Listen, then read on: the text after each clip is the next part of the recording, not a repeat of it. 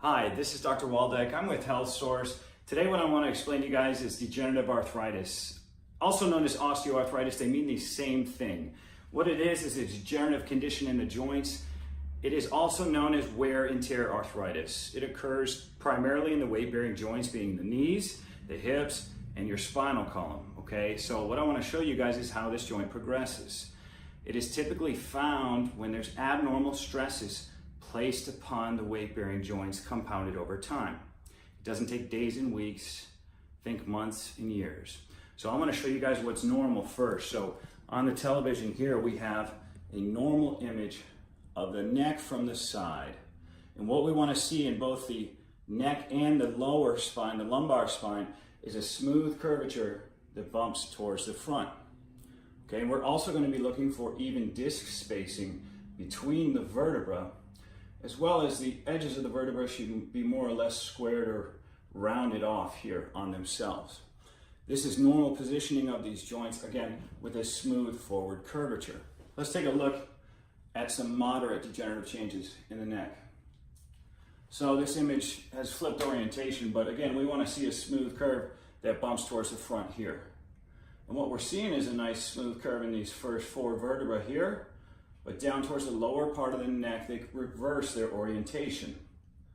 This reversed orientation and abnormal positioning in these joints leads to abnormal stresses on those joints. Abnormal stresses on weight-bearing joints leads to abnormal degenerative changes. So here we're seeing disc space degeneration. No longer are we seeing rounded in edges, we're seeing outward projections and bone spurs, these lips here. I'm sure you've heard about bone spurs before. These are degenerative changes in the neck. Let's take a look at the lumbar spine, the lower back from the side. This is normal anatomy here. We have a smooth curve that bumps towards the front. This is the posterior aspect here. Even disc spacing. Squared off edges in the vertebra. This is what we want to see. This is normal anatomy.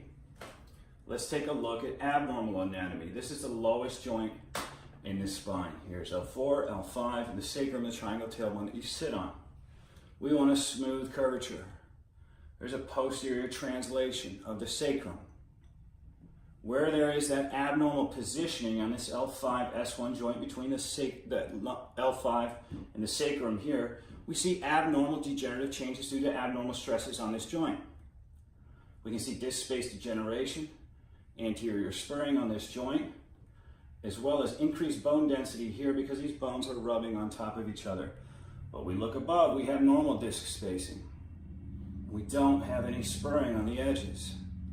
So you can see it doesn't affect all the joints equally. It's where there's abnormal stresses on the joints.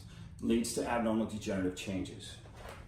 Okay, let's take another look here. This is advanced degeneration in the lumbar spine, the low back. Okay.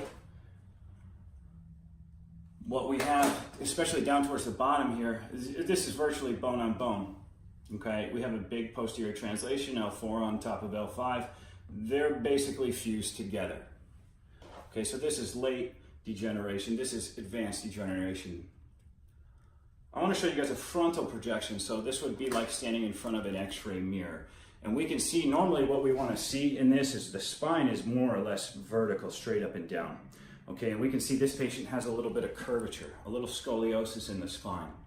And where we see that abnormal positioning, because it's no longer vertical, there's a deviation, there's a curve, it places abnormal stresses on the joints.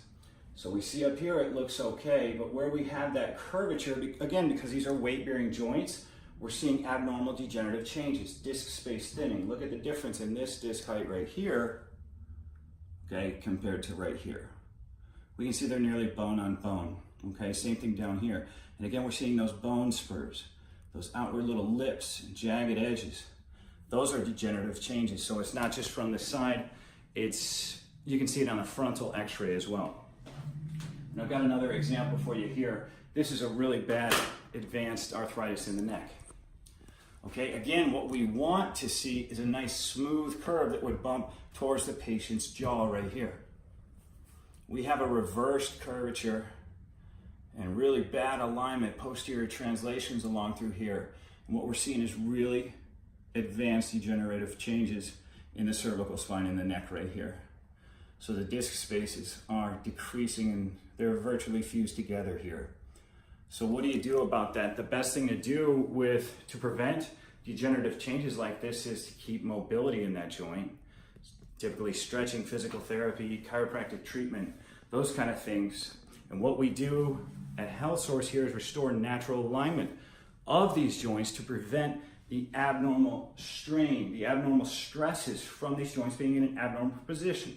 Again, to create abnormal degenerative changes, just like we see in this image here. The top 4 are in pretty good alignment.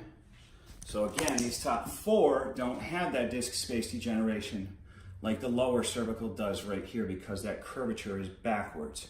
So stretching, yoga, that kind of stuff is great as well. But if you guys want to see an alternative treatment for this, you can give us a call here at Health Source. We'd be happy to help you with any questions and see if we can help you keep your spine in check. Again, thanks for watching so much. We appreciate all of you. Please leave your comments down below. Any questions, feel free to call or post, and we hope to see you guys in the next video. Thank you.